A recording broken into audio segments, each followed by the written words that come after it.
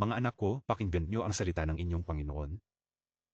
Pinili ko kayo buhat pa sa pasimula, hindi upang lumakad na gaya ng iba, kundi upang maghari na kasama ko. Kayo'y mahihina, ngunit ginawa ko kayong mga tagapagmana ng kaharian. Kayo'y nalimutan, ngunit tinawag ko kayong aking mga kapatid, mga anak na lalaki at babae ng kataas-taasan. Sa araw na ito, may itatanong ako sa inyo. Nalalaman mo ba na hahatulan mo ang mga anghel? Tinutukoy ko ang kanyang makalangit na kapangyarihan, sapagkat kung kayo'y may bahagi sa aking kalwalhasyan, ay magkakaroon kayo ng bahagi sa aking kapamahalaan. Higit pa sa isang pagbati ang ibinigay ko sa iyo, binigyan kita ng trono na kasama ko, isang tatak ng kawalang hanggan sa iyong noo, at isang korona na darating na hindi kayang kunin ng sinuman sa iyo.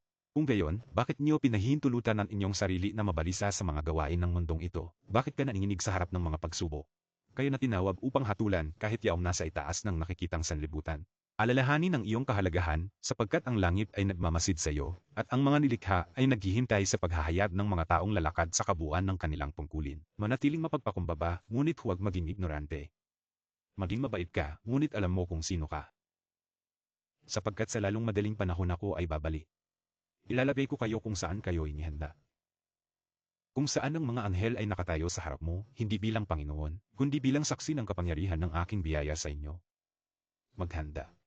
Sapagkat ang nasusulat ay matupad. At yaong mga mananampalataya sa maikling panahon, itatatag ko sila sa marami.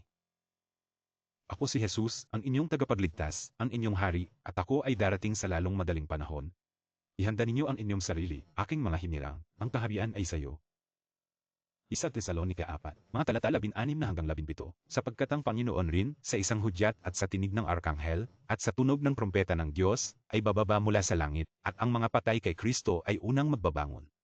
Kung magkagayoy tayong nangabubuhay, na nangatitira, ay agawing kasama nila sa mga alapaap, upang salubungin ang Panginoon sa himpapawid, at sa gayoy makakasama tayo ng Panginoon magpakailanman. Amen.